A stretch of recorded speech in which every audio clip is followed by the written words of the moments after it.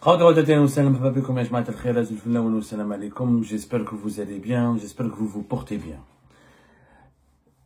Deux diplomates algériens pourraient faire l'objet ou devraient faire l'objet de deux mandats d'arrêt internationaux qui seraient en cours de préparation et qui devraient être lancés par le parquet national antiterroriste français d'ici le début du mois de juin prochain. C'est une information que nous avons pu confirmer à Algérie par au cours de nos investigations.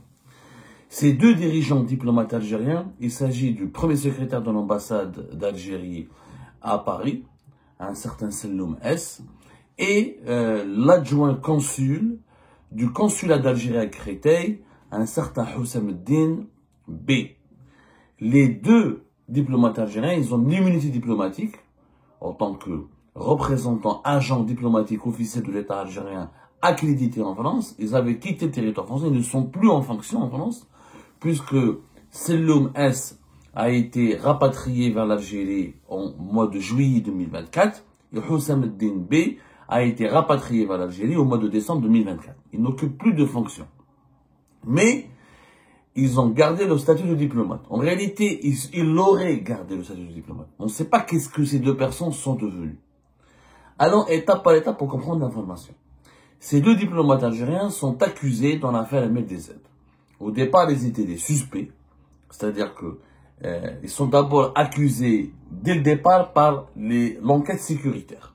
L'enquête sécuritaire qui a été menée par les services de renseignement français, à travers la Direction générale de la sécurité intérieure, la DGSI, le contre-espionnage français, les services de renseignement intérieur, et la section antiterroriste de la brigade criminelle de la police judiciaire de Paris, la brigade criminelle de Paris, qui est l'unité d'élite de la police française, mais notamment à Paris. C'est une unité qui se trouve au niveau de le quai des Orfèvres.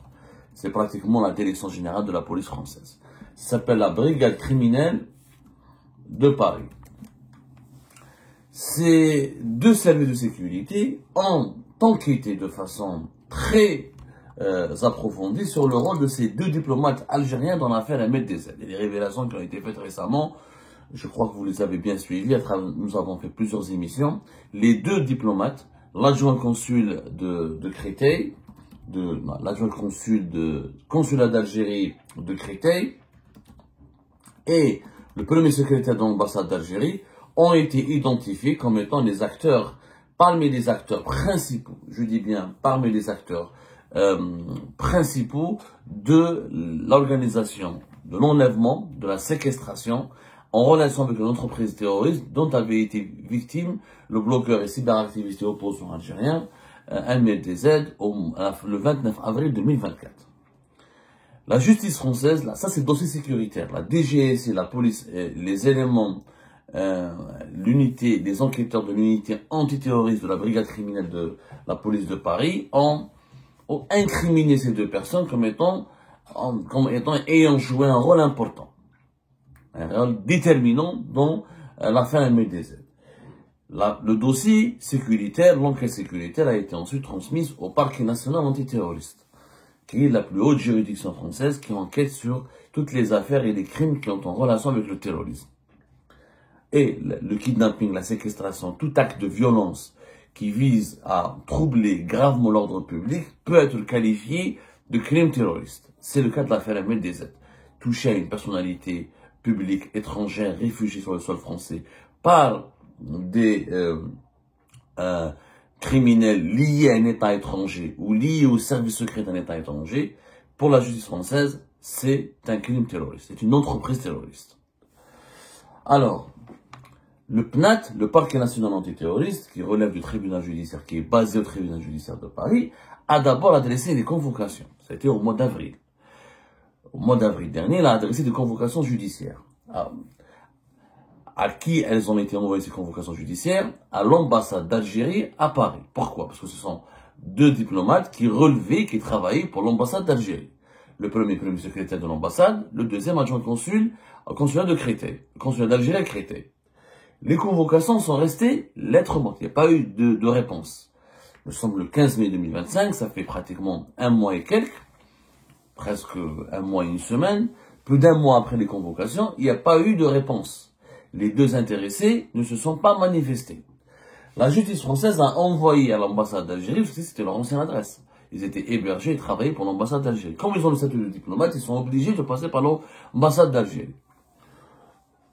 L'absence, au cours du processus, les juges du parquet national antiterroriste de Paris ont demandé au Quai d'Orsay, au ministère français des Affaires étrangères, d'adresser au ministère algérien des Affaires étrangères, donc aux autorités algériennes, une demande de levée de leur immunité diplomatique. Comme ils ont l'immunité diplomatique, pour que les juges puissent les auditionner, ou les placer sous contrôle judiciaire, ou les placer en détention, ou les mettre en examen, ou les incriminer officiellement dans une affaire judiciaire, il faut qu'ils ne disposent pas de leur immunité diplomatique. Parce que leur immunité diplomatique les empêche d'être jugés ou d'être détenus, d'être arrêtés.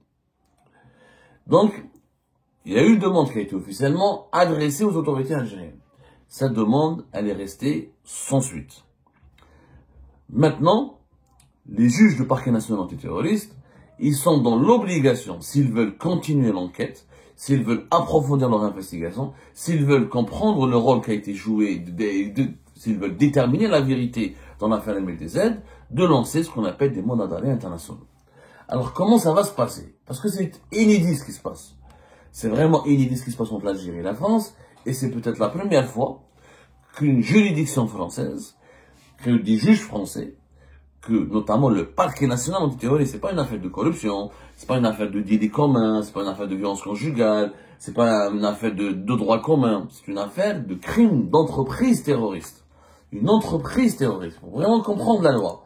On parle d'entreprise terroriste. Alors, quand on définit, dans ce cas-là, il y a une entreprise terroriste, elle est définie dans la loi française comme une entreprise individuelle ou collective ayant pour but de troubler gravement l'ordre public par l'intimidation ou la terreur. Donc c'est une définition large qui permet aux juges français de se saisir d'un certain nombre de dossiers criminels pour les qualifier comme étant des actes de terrorisme. Il y a un casse-tête maintenant, pourquoi? Parce que dans la procédure classique, un mandat d'arrêt international passe par 5 étapes. Première étape, un juge d'un pays, la justice d'un pays cherche un individu impliqué dans un crime qui fuite à l'étranger ou quitte à l'étranger ou qui ne veut pas se présenter ou qui ne veut pas revenir ou qui n'a pas été retrouvé pour pouvoir l'auditionner, l'interroger et déterminer son niveau de culpabilité. Donc il y a une demande, il y a un mandat d'arrêt qui va être émis, on parle d'émission d'un mandat d'arrêt. L'autorité judiciaire nationale qui est à l'origine de l'émission de ce mandat d'arrêt doit le justifier, l'examiner. Ensuite, elle doit le communiquer à Interpol. Elle doit le notifier à Interpol. Donc, le mandat d'arrêt, l'écriture du mandat d'arrêt international, il doit respecter un certain nombre de normes, d'exigences légales spécifiques. Et chaque pays émetteur, il a sa propre organisation judiciaire, mais il y a certaines normes et certains critères internationaux qu'il faut respecter. Une fois que, première étape, décider de mettre quelqu'un sous mandat d'arrêt international. Il faut émettre la deuxième étape, le mandat d'arrêt international. La troisième étape, il faut le notifier à Interpol. Une fois qu'il est transmis à Interpol, Interpol dispose d'une commission qui va évaluer la validité de la demande de ce mandat d'arrêt international et elle va émettre ce qu'on appelle un avis basé sur son mandat. Ce qu'on appelle un notice rouge.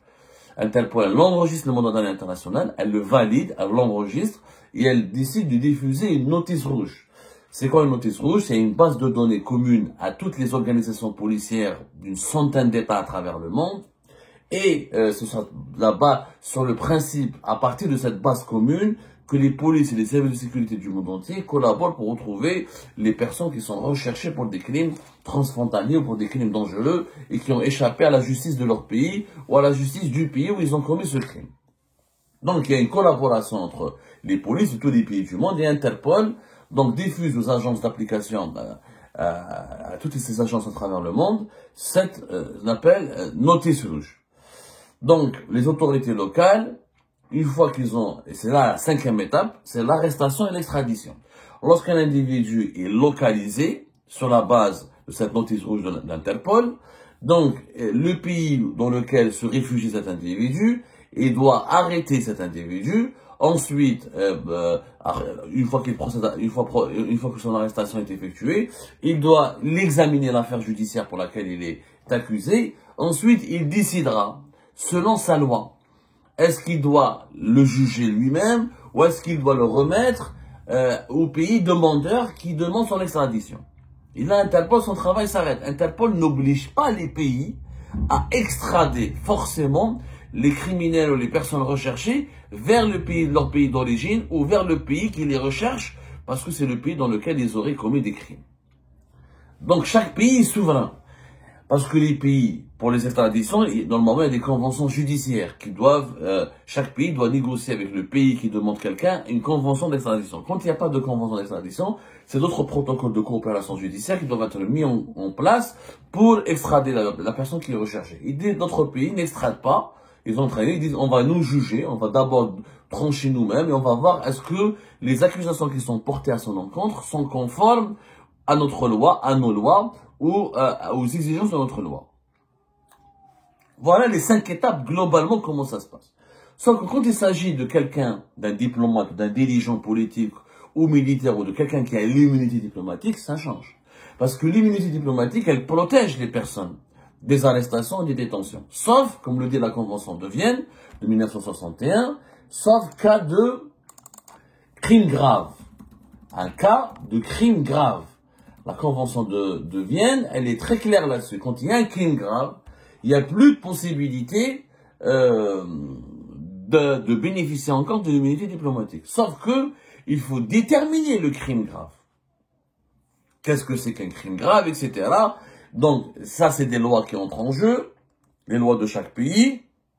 Il y a des conventions internationales, les crimes contre l'humanité, les actes de torture, etc.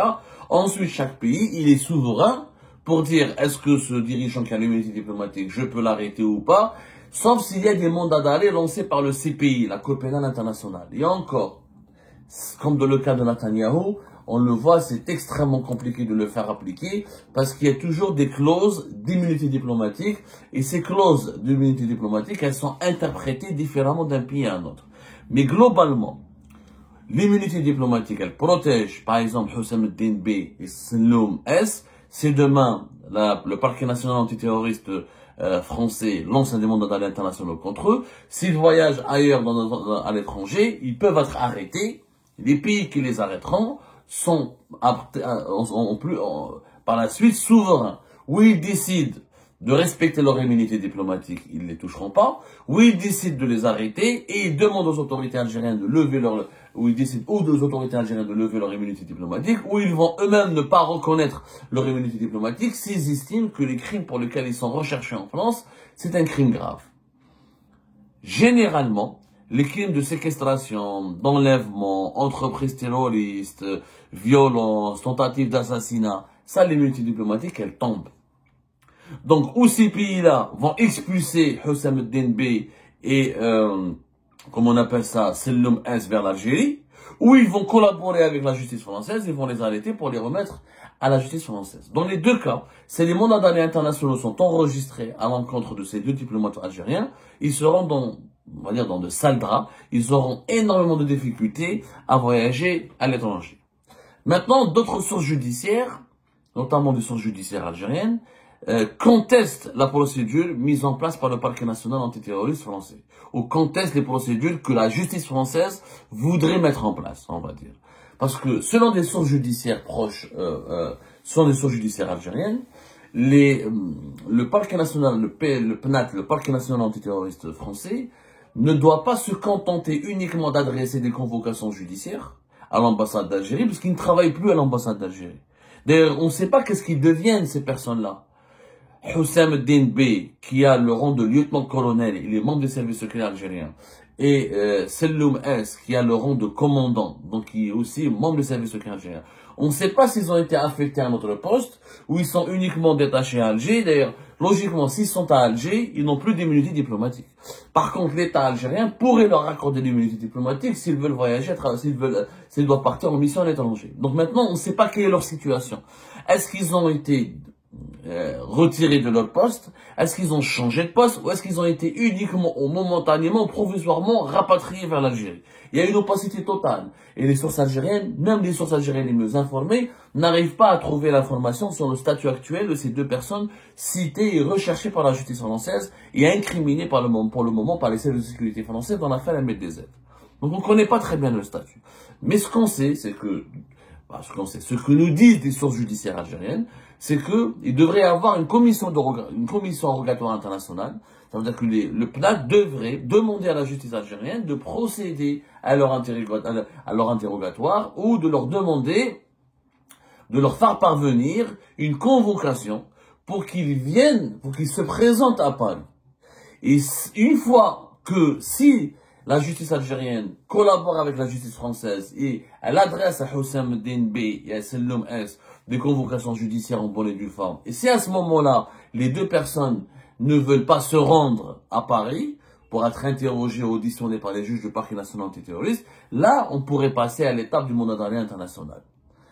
Donc, selon des sources judiciaires algériennes, le PNAT, les juges du PNAT à Paris ne peuvent pas passer directement à l'émission d'un mandat d'arrêt international. Il y a une interprétation, il y a un imbroglio juridique extrêmement un peu complexe. Là, je laisse le choix aux juristes, je cède ma place aux juristes et aux spécialistes dans le domaine de la coopération judiciaire internationale pour nous apporter leurs expertises. Moi, je vous ai donné tous les points de vue. Mais, symboliquement, cette étape qui, selon nos sources, devra intervenir dès le début du mois de juin, si les juges du PNAT à Paris décident de lancer les deux mandats d'arrêt internationaux contre les deux diplomates algériens, l'affaire MDZ prendra une nouvelle dimension et un énorme discrédit pourrait être jeté sur l'État algérien qui se retrouve maintenant impliqué de facto. Parce qu'il y a deux de ses agents diplomatiques qui sont recherchés par un mandat d'arrêt international pour des crimes graves, pour une entreprise terroriste. L'affaire MDZ va prendre une toute autre dimension et l'État algérien sera incriminé, il sera obligé de réagir face à ce mandat d'arrêt international. Ou il décide de conserver l'immunité diplomatique de ces agents-là, ou il décide de les garder en Algérie, de ne plus jamais les autoriser de partir à l'étranger, ou il décide d'ouvrir lui-même une enquête pour comprendre qu'est-ce que ces deux agents ont fait réellement, quelle est leur relation avec l'affaire MDZ, ou il décide de contester, de demander, de contester, de se lancer dans un bras de fer judiciaire avec les autorités françaises, de réagir et de riposter, et de s'attaquer à la France. C'est ce qui pourrait d'ailleurs, d'ici le mois de juin, on pourrait donc assister à une nouvelle dégradation des relations algéro-françaises, puisque à chaque fois que l'affaire, que les juges français progressent ou avancent ou effectuent des nouvelles démarches dans une affaire judiciaire qui implique des proches des autorités algériennes ou des agents des autorités algériennes dans des affaires de violence ou dans des affaires de comportement répréhensible, dans des dérapages et des dérives d'une violence grave ou dans des entreprises